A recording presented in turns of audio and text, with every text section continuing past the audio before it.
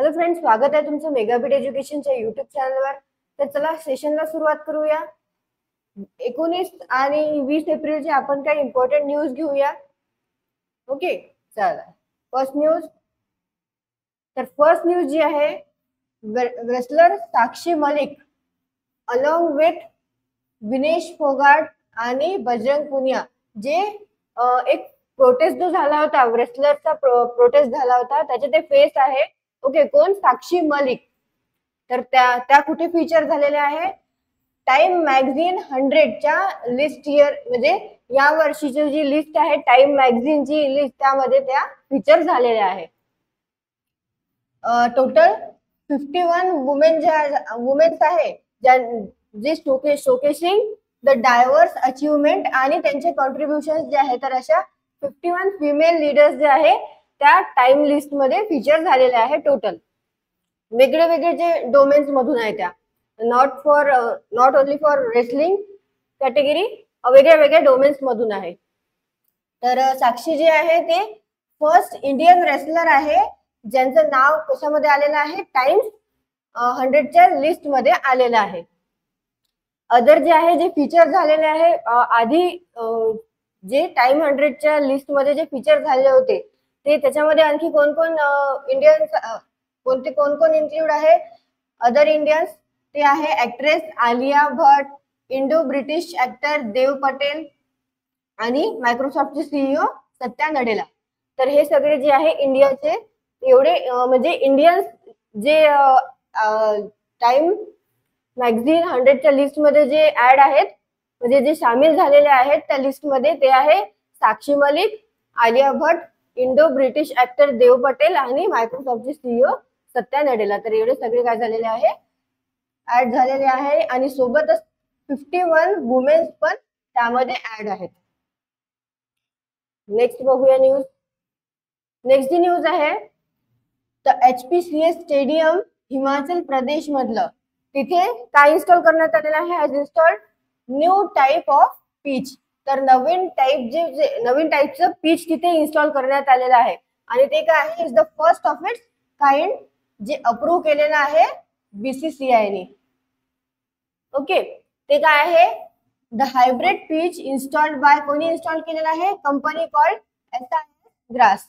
तर कोणी इन्स्टॉल केलेलं आहे? कोणत्या कंपनीने केलेलं आहे? SIS ग्रासने ते इन्स्टॉल केलेलं आहे. आणि ती कंपनी कुठली आहे? बेस्ड नेदरलँडची आहे.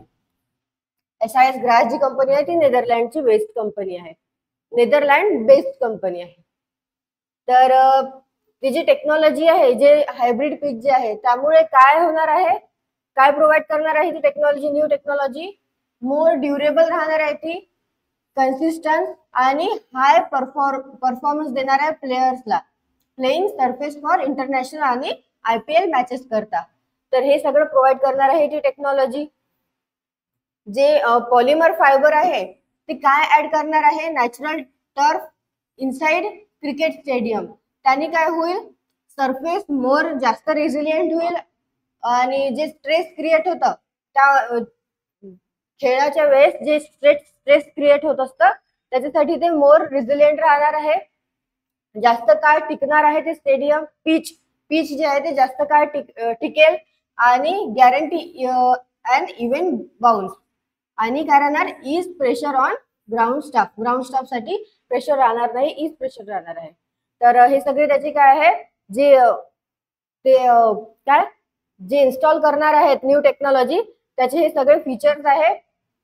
जास्त काळ टिकणार आहे पिच, आणि स्ट्रेस क्रिएट जे आहे कमी होणार आहे, म्हणजे मोर रेझिलियंट राहणार आहे, सरफेसचा स्ट्रेस क्रिएट होणार आहे त्याचा. तर हे सगळं आहे. ओके, तर जे युनिव्हर्सल मशीन आहे जी धर्मशालामध्ये यूज केलेलं आहे, यूज इन धर्मशाला, कशासाठी? फॉर हायब्रिड पिच विल आणखी कुठे कुठे यूज करणार आहे? अहमदाबाद आणि मुंबई. कशा करता? क्रिएट मोर सच पिचेस. आणखी काही पिचेस तयार करण्याकरता जे हायब्रिड पिचचं आहे ते आणखी कुठे यूज होणार आहे? अहमदाबाद आणि मुंबईमध्ये. तर धर्मशालामध्ये ते ऑलरेडी होत आहे HPCS स्टेडियम मध्ये.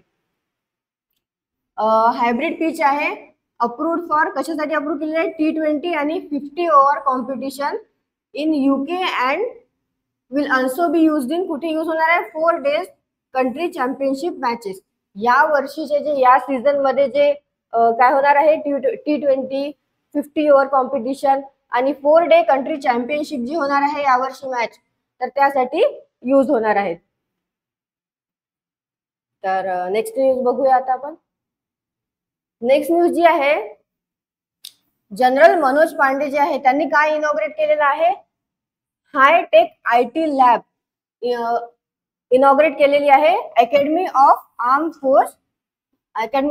फोर्स जे आहे उझबेकिस्तान मध्ये, तिथे त्यांनी इनॉग्रेट केलेला आहे हायटेक IT लॅब. बघूया. तर chief of the army staff general Manoj Pande यांनी इनॉग्रेट केलेला आहे hitech IT laboratory at academy of arm force Uzbekistan मध्ये.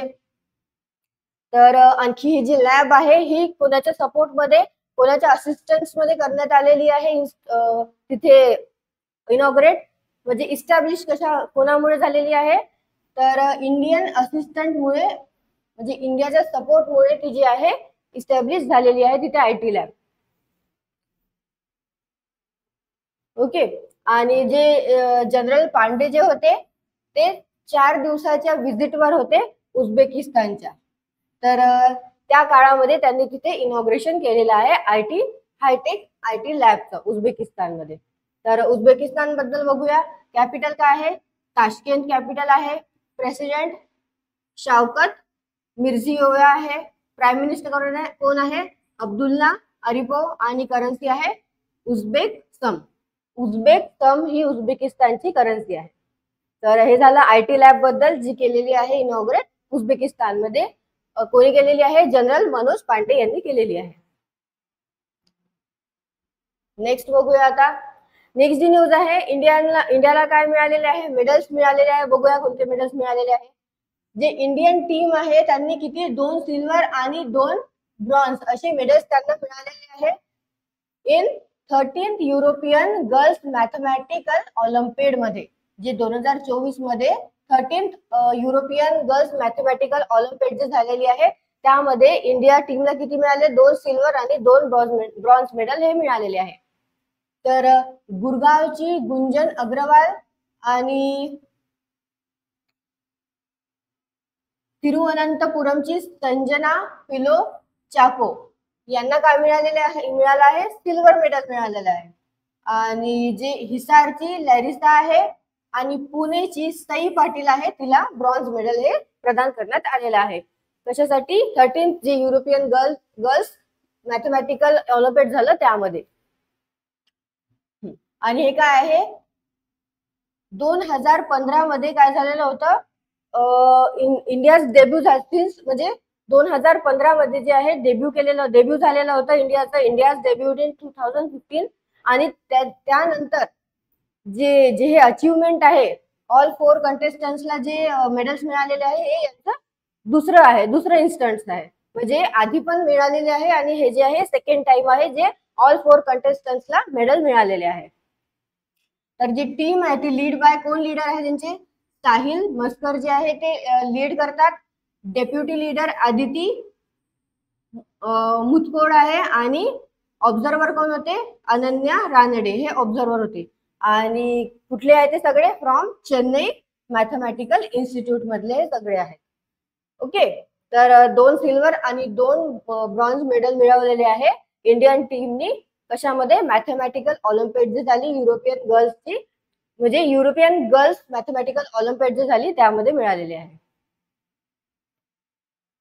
नेक्स्ट जी आहे ती ऑबिच्युरी आहे. तर जे युट्यूबर आहे, स्पोर्ट्स युट्यूबर अभारदीप सहा, जे ज्यांना पॉप्युलरली नोन ॲज काय आहे ते अँग्री रँटमॅन, त्यांचं निधन झालेलं आहे वयाच्या 27व्या वर्षी. त्यांचं काय झालं म्हणजे मल्टिपल ऑर्गन त्यांचे फेल्युअर झालेले होते म्हणून त्यांचं निधन झालेलं आहे. बेंगलुरू मध्ये त्यांचं निधन झालेलं. आणि जे अभरदीप आहे ते म्हणजे कुठले आहे ते कोलकाताचे आहे बेसिकली, पण त्यांचं निधन जे आहे ते बेंगलुरू मध्ये झालं. तर ते पॅशनेट होते, फुटबॉल फॅन होते, आणि non as in virtual football communities. Okay.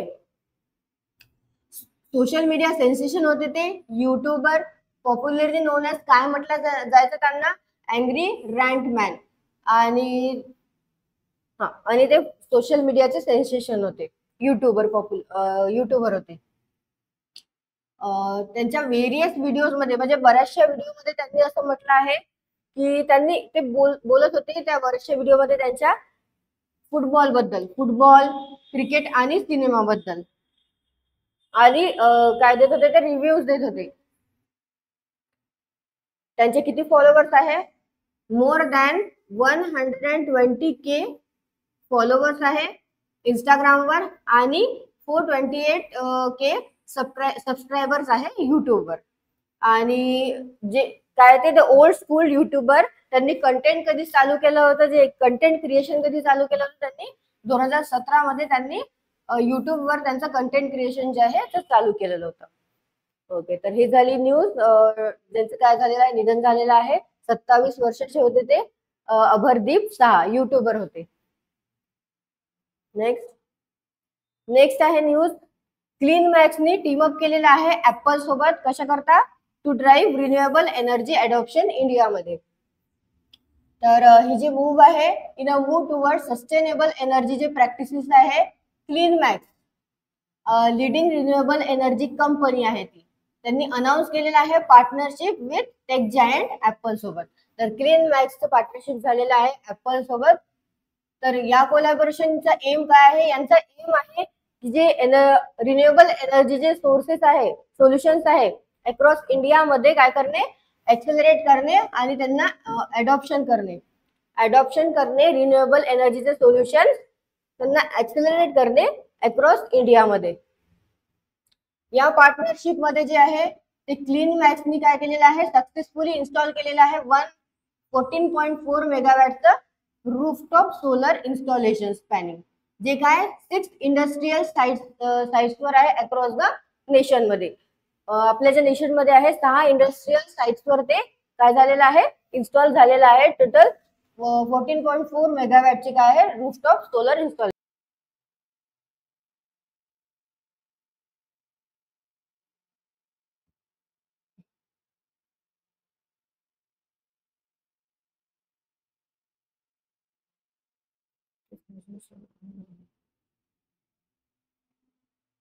Hello. 20,700 टनचं जे कार्बन डायऑक्साईड काय करणार आहे, ते इमिशन कर्टेल करणार आहे. Approximately 20,700 tonne carbon dioxide emission. आणि अकॉर्डिंग टू क्लीन मॅक्स काय आहे, ही इनिशिएटिव्ह पॉइंट करणार आहे propel development of renewable energy project across India. तर हे सगळं झालं कशाबद्दल, ऍपलनी म्हणजे क्लीन मॅक्सनी जे टेक जायंट आहे ऍपल याच्यासोबत पार्टनरशिप केलेली आहे for accelerate the adoption of renewable energy solutions across India. Okay, next बघूया न्यूज. आता नेक्स्ट जी न्यूज आहे, बिलोनियर गौतम अदानीची जी फॅमिली आहे यांनी काय केलेलं आहे, ऍडिशनल ₹8,339 करोड जे आहे ते अंबुजा सिमेंट मध्ये काय केलेले आहे, त्यांचे स्टेक जे आहे ते रेज केलेले आहे, त्यांनी ऍड केलेले आहे. आणि स्टेक इन कंपनी किती झालेला आहे त्यांचा रेज, 70.3% हा राईज झालेला आहे स्टेक. त्यांनी काय होईल, help the cement makers manufacturing capacity. तर मॅन्युफॅक्चरिंग कॅपॅसिटी जी आहे ती सिमेंट मेकर्सला ते त्याच्यासाठी ते हेल्प होणार आहे. प्रिव्हियसली किती त्यांनी इन्व्हेस्ट केलेले होते, त्यांनी इन्व्हेस्ट केलेले होते 5,000 करोड इन्व्हेस्ट केलेले होते 18 ऑक्टोबर 2022 मध्ये कंपनीमध्ये. नंतर 28 मार्च 2024 मध्ये म्हणजे आता किती केले त्यांनी, ₹6,661 करोड त्यांनी परत इन्व्हेस्ट केलेले आहेत. आणि कम्प्लीट त्यांचा आता लेटेस्ट इन्व्हेस्टमेंट जे आहे ते कम्प्लीट त्यांचा प्लॅन किती इन्फ्यूज झालेला आहे, ₹20,000 करोड. आणि लेटेस्ट जे इन्फ्युजन झालेलं आहे, जे रेज झालेलं आहे, अडानी फॅमिलीनी स्टेक अंबुजा सिमेंट मध्ये किती पर्सेंटने त्यांनी रेस केलेला आहे? 3.6% रेस झालेला आहे टू 70.3%. ओके. आणि जे अंबुजा सिमेंटचे जे इन्क्रीज झालेलं होतं, आधी किती होतं? 63.2% होता, नंतर 63.2% टू 70.3% हे काय झालेलं आहे? It's holding in Ambuja cement. म्हणजे अदानी फॅमिलीचे जे स्टेक्स आहे ते अंबुजा सिमेंट मध्ये कितीने इन्क्रीज झालेले आहे? फ्रॉम 63.2% टू 70.3% हे झालेले आहे.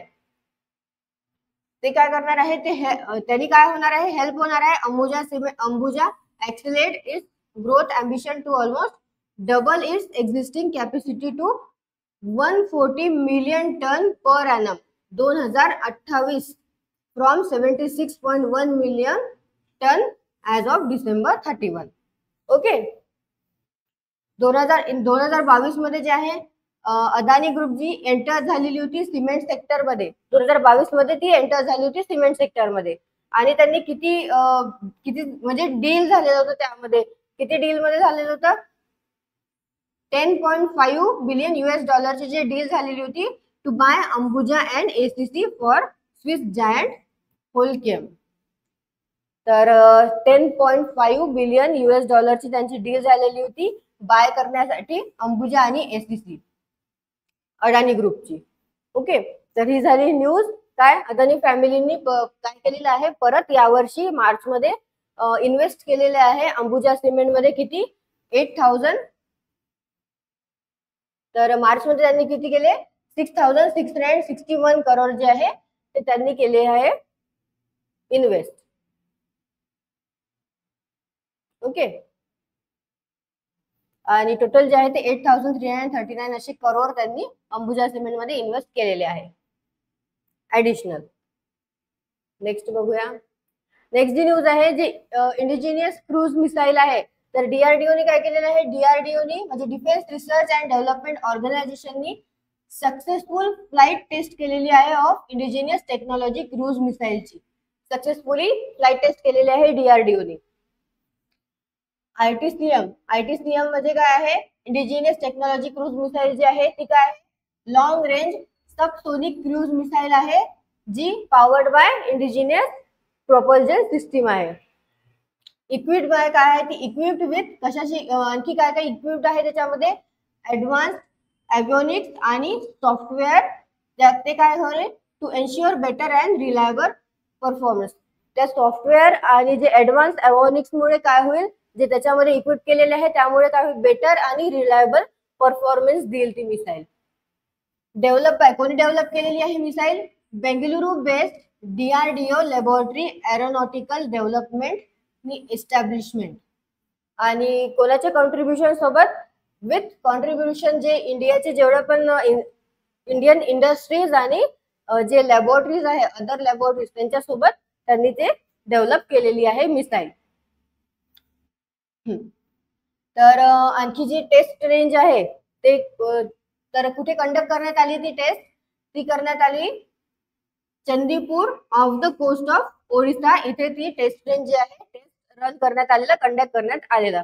आणि ती जी सिस्टीम आहे, ती जी मिसाईल आहे ती ऍज पर त्यांच्या एक्सपेक्टेशन नुसार ती परफॉर्म करत आहे.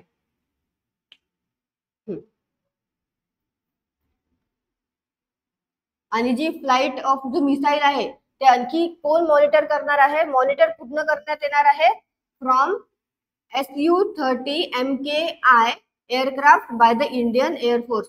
हे पण काय करणार आहे? त्याला जी मिसाईल आहे त्याला मॉनिटर करणार आहे. तर हे झालं मिसाईल बद्दल. जी काय इंडिजिनियस क्रूज मिसाईल आहे ते सक्सेसफुली काय केलेली आहे? टेस्ट रन केलेली आहे. कोणी? DRDOने. नेक्स्ट बघूया न्यूज. ओके. नेक्स्ट न्यूज जी आहे ती आहे vice chief of naval staff vice admiral Dinesh K Tripathi यांना अपॉइंट करण्यात आलेला आहे ऍज अ काय? Next chief of the Indian navy. Next chief of the Indian navy म्हणून अपॉइंट करण्यात आलेला आहे दिनेश के त्रिपाठी यांना. तर कोणाच्या जागेवर ते त्यांचा कारभार सांभाळणार आहे? तर जे रिटायरमेंट झालेली आहे R हरिकुमारचं काय झालेली आहे? या आर कुमार जे आहे तर या महिन्याच्या 30 तारखेला ते रिटायर होणार आहेत आणि त्यांच्या जागेवर त्यांचे रिप्लेसमेंट म्हणून ते सक्सीड म्हणजे आर हरी कुमारला सक्सीड करणार आहेत दिनेश के त्रिपाठी. आधी त्यांनी कुठे कुठे सर्व्हिस दिलेली आहे? Served as the flag officer commanding in chief, western naval command मध्ये त्यांनी flag officer commanding in chief म्हणून त्यांनी सर्व्हिस दिलेली आहे त्रिपाठी यांनी. Communication and electronic warfare specialist, आणखी त्यांनी कुठे सर्व्हिस दिलेली आहे? Front line warship of navy as signal communication officer आणि इलेक्ट्रॉनिक वारफेअर ऑफिसर म्हणून.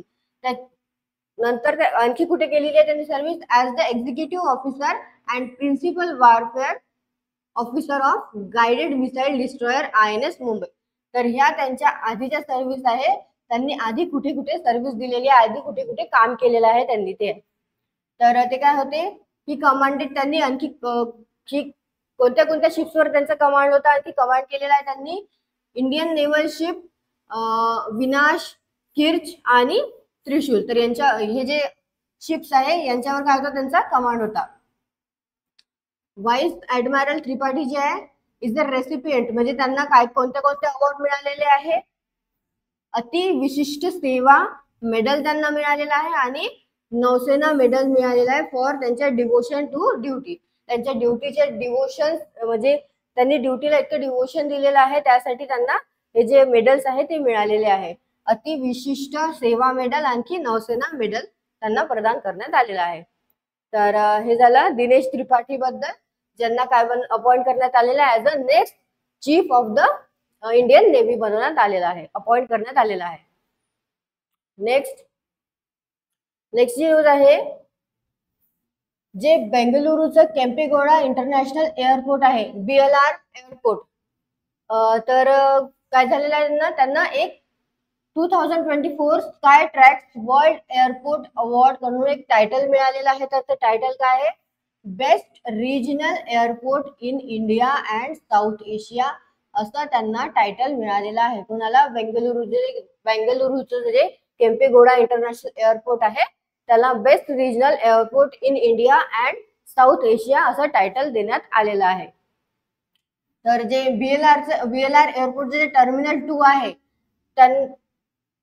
त्यांना आणखी जे सेकंड पोझिशनवर आले आहे ते म्हणजे सेकंड पोझिशन मिळाली आहे त्यांना कशामध्ये? As a world best new airport terminal म्हणून. ओके. आणि जे स्कायट्रॅक्स अवॉर्ड सेरेमनी जी आहे ते कुठे झालेली? ती जर्मनीच्या फ्रँकफुर्ट मध्ये झालेली at the passenger terminal expo in Frankfurt Germany. तर इथे ही सेरेमनी काय अवॉर्ड सेरेमनी जी आहे ती झालेली आणि ते जे एअरपोर्ट आहे त्याला काय मिळालं? टायटल मिळालं best regional airport in India and south Asia. सोबतच जे त्यांचं एअरपोर्टचं टर्मिनल 2 जे आहे त्याला काय मिळालेलं आहे? सेकंड पोझिशन मिळालेली आहे world best new airport terminal म्हणून. ओके. नेक्स्ट न्यूज बघूया. Just a second.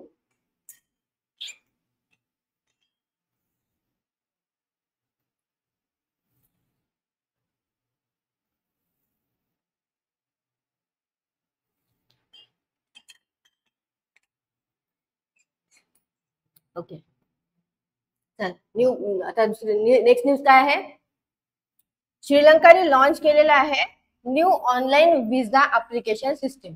तर काय आहे ते? तर श्रीलंका डिपार्टमेंटने इमिग्रेशन आणि ई मायग्रेशन साठी एक न्यू विजा मेथडॉलॉजीचं काय केलेलं आहे? इम्प्लिमेंट केलेलं आहे आणि न्यू ऑनलाईन मेथडॉलॉजी इम्प्लिमेंट केलेली आहे. तर यामुळे काय होणार आहे? जे ETA जे आहे जे प्रेझेंटली काय इम्प्लिमेंट केलेलं आहे ETA म्हणजे इलेक्ट्रॉनिक ट्रॅव्हल ऑथोरायझेशन मेथडॉलॉजी जी आहे ती इम्प्लिमेंट आहे ऍट प्रेझेंट मध्ये.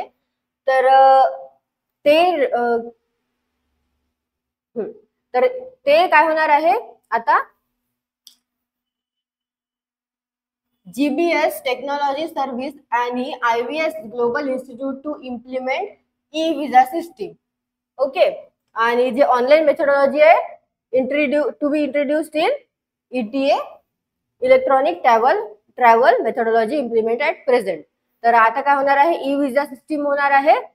कोणाकोणाच्या म्हणजे कोणी सोबत आल्यावर होणार आहे, ते कोणाच्या दोघांच्या अरेंजमेंटमुळे होणार आहे. जीबीएस टेक्नॉलॉजी सर्व्हिस आणि IVS ग्लोबल इन्स्टिट्यूट हे इम्प्लिमेंट करणार आहे ई विजा सिस्टीम. प्रेझेंटली काय आहे, इलेक्ट्रॉनिक ट्रॅव्हल ऑथरायझेशन मेथोडॉलॉजी जी आहे ती प्रेझेंटली इम्प्लिमेंटेड आहे. तर हे काय होणार आहे, जे श्रीलंकामध्ये जे ऑल ओव्हर वर्ल्ड मधून जे ट्रॅव्हलर्स असतात किंवा व्हिजिटर्स असतात, तर त्यासाठी जे आहे ते कन्व्हिनियंट होऊन जाईल ते. Okay, more convenient for traveller from all over the world. आणि या रिप्लेसमेंटमुळे हे शक्य होऊ शकणार आहे. या रिप्लेसमेंटमुळे हे कन्व्हिनियंट होऊ शकणार आहे. ओके, नेक्स्ट बघूया न्यूज आता. नेक्स्ट न्यूज आहे, जे former England test batsman Raman Subba Row त्यांचं काय झालेलं आहे, निधन झालेलं आहे वयाच्या 92व्या वर्षी. तर रमन सुब्बा राव जे आहे ते फॉर्मर इंग्लंडचे ओपनर होते. ते त्यांचं निधन झालेलं आहे वयाच्या 92व्या वर्षी. आणि त्यांची जेव्हा डेथ झाली त्यांच्या 92व्या वर्षी, तर ही वॉज म्हणजे oldest living men's test cricketer होते इंग्लंडचे. England oldest living men's test cricketer होते ऍट द टाइम जेव्हा त्यांची डेथ झालेली. ओके, तर हे झालं कोणाबद्दल, जे फॉर्मर इंग्लंडचे जे ओपनर होते रमन सुब्बाराव यांची डेथ झालेली वयाच्या 92व्या वर्षी. नेक्स्ट बघूया न्यूज. नेक्स्ट आहे, केनियाचे जे मिलिटरी चीफ आहे जनरल फ्रान्सिस ओगुला त्यांची पण डेथ झालेली आहे. जे हेलिकॉप्टर क्रॅश झाला, तर हेलिकॉप्टर क्रॅशमुळे त्यांचं निधन झालेलं आहे. तर त्यामध्ये ते आहे 11 लोकांना ते घेऊन जात होते त्या हेलिकॉप्टर मधनं. तर जे क्रॅश झालेला त्यामध्ये 11 पण लोकांची डेथ झालेली आहे. आणि कुठनं जात होते ते, तर क्रॅश झाल्यानंतर त्यांना लगेच त्या हेलिकॉप्टरनी आग पकडली. आणि जे कुठे झालेला होता crash, near the border with Uganda. तर किलिंग 9 पीपल ऑन बोर्ड. 9 लोकांची तिथे जागेवर मृत्यू झालेला आहे. ते किती वर्षाचे होते, 61 वर्षाचे होते. आणि टूरवर होते ते कंट्रीचे जे ट्रबल वेस्टर्न रिजन आहे जिथे लोकल बँडिट्स आहे. ओके, ट्रबल वेस्टर्न रिजन मध्ये जिथे लोकल बँडिट्स म्हणजे आपण म्हणू शकतो डाकू. ओके, लोकल बँडिट्स म्हणजे जे लोकल डाकू जे असतात, तर ते फ्रिक्वेंटली त्यांच्यावर काय करत होते, वारंवार अटॅक करत होते. त्यामुळे जे आहे त्यांचं जे क्रॅश झालेलं आणि ते ट्रबल वेस्टर्न रिजन मध्ये होते ते. ओके, तर he was appointed Kenya's chief of defence force last इयरच्या एप्रिलमध्ये त्यांना अपॉइंट करण्यात आलेलं होतं केनियाचे चीफ ऑफ डिफेन्स फोर्स मध्ये आफ्टर जनरल रॉबर्ट किबुजीच्या रिटायरमेंट नंतर. ओके, तर ओगुलानी जे आहे ते जॉईन केलं होतं केनिया डिफेन्स फोर्स 1984 मध्ये. त्यांनी नंतर काय केलं, ट्रेनिंग घेतलेलं कशामध्ये, जे युनायटेड स्टेट्स एअरफोर्स जे फायटर पायलट आहे तिथे आणि केनिया एअरफोर्स तिथे ऍज अन इन्स्ट्रक्टर पायलट म्हणून त्यांनी ट्रेनिंग घेतलेली. तर हे सगळं झालं. केनियाचे जे मिलिटरी चीफ होते जनरल फ्रान्सिस ओगोला यांचं निधन झालेलं आहे हेलिकॉप्टर क्रॅशमुळे. आणि टोटल 11 पीपल्स त्यामध्ये म्हणजे 11 पीपल्स त्यामध्ये होते आणि टोटल 9 लोकांच्या जागेवर मृत्यू झालेला आहे. नेक्स्ट बघूया. नेक्स्ट जी आहे, आरबीआयनी किती 5 कोऑपरेटिव्ह जे बँक्स आहे त्यावर 60.3 लाखचा काय लावलेला आहे, पेनल्टी लावलेली आहे. बघूया कोणाकोणावर पेनल्टी लावलेली आहे. तर रिझर्व्ह बँकने पेनल्टीज लावलेली आहे टोटल 60.3 लाखची 5 कोऑपरेटिव्ह बँक्सवर. जे पण आहे रेग्युलेटरी त्यांचे नॉर्म्स असतात ते त्यांनी फॉलो केलेले नाही, त्यामुळे त्यांच्यावर पेनल्टी लागलेली आहे. तर राजकोट नागरिक सहकारी बँक जे आहे त्यांच्यावर 43.30 लाखची पेनल्टी लागलेली आहे. सोबतच जे पाच 5 लाख जे आहे ते प्रत्येकी 5 लाख हे कोणत्या कोणत्या बँक्सवर लागलेली आहे? The Kangra cooperative bank new Delhi मधली, राजधानी नगर सहकारी बँक लखनौ आणि जिल्हा सहकारी बँक गरवाल कोटवार उत्तराखंड. तर या बँक्सवर प्रत्येकी 5-5 लाख जे आहे ती पेनल्टी लागलेली आहे. सोबतच जी डिस्ट्रिक्ट कोऑपरेटिव्ह बँक आहे देहरादूनची त्यावर 2 लाखाची काय लागलेली आहे? पेनल्टी लागलेली आहे. अशी टोटल